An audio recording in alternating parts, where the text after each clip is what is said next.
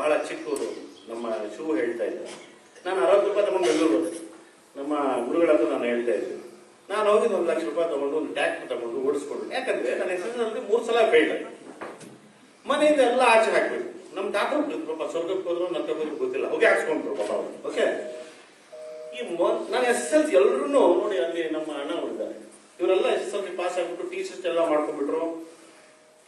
SSLC ಆದ್ಮೇಲೆ T shirt ಇತ್ತು. ಅವ್ರ ಪಾಸ್ ಆದ ತಕ್ಷಣ ಅವ್ರು ಟೀಚರ್ ಈ ಜಿಲ್ಲಾ ಪಂಚಾಯತ್ ಅಲ್ಲಿ 2500 ರೂಪಾಯಿ ಅವ್ರು TVS ಬಂದ್ಬಿಡುತ್ತೆ.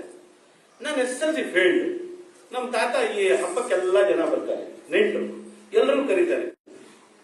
ನಾನು ವೇಸ್ಟ್ ಅಂತ ಪಾಪ. ಆ ವೇಸ್ಟ್ ಏನಾಯ್ತು ಅಂದ್ರೆ ಕೇಳಿ ಕೇಳಿ ಕೇಳಿ ಬೇಜಾರಾಗ್ಬಿಟ್ಟು ಏನಾದ್ರೂ ಮಾಡ್ಬಿಟ್ಟು ನಮ್ಮ ತಾತನ ತೋರಿಸ್ಬೇಕಂತ ನಾವು ಬೆಂಗಳೂರಿನಲ್ಲಿ ನಿಮ್ಮೆಲ್ಲರ ಪ್ರೀತಿ, ನಮ್ಮ ಗುರುಗಳ ಆಶೀರ್ವಾದ, ಕೈವಾರ ತಾತನವರ ಆಶೀರ್ವಾದ. ಕೈವಾರ ಅಂದ್ರೆ ಮಾಮೂಲಿ ಅನ್ಕೋಬೇಡ್ರಿ, ನೀವೆಲ್ಲ ಕೈವಾರ ಬಿಟ್ಬಿಟ್ಟು ಅಯೋಧ್ಯೆಗೆ ಹೋಗೋ ಅವಶ್ಯಕತೆ ಇಲ್ಲ. ರಾಮನು ಬಂದು ಈ ನೆಲವನ್ನು ತಾಕಿರುವ ಸ್ಥಳ ಈ ಕೈವಾರ. ಪಾಂಡವರು ಬಂದು ಸಂಸಾರವನ್ನು ಮಾಡಿರುವ ಸ್ಥಳ ಕೈವಾರ. ಕೈವಾರ ನಾವು ಏನಾದ್ರೂ ಬೇಡಿಕೊಂಡ್ರೆ, ನಾವೆಲ್ಲ ಬೇಡ್ಕೊಳ್ಳೋದಿವಿ, ದೇವಸ್ಥಾನಕ್ಕೆ ಹೋಗೋದು, ತಲೆ ಬೋಡಿಸೋದು. ಯಾಕೆ?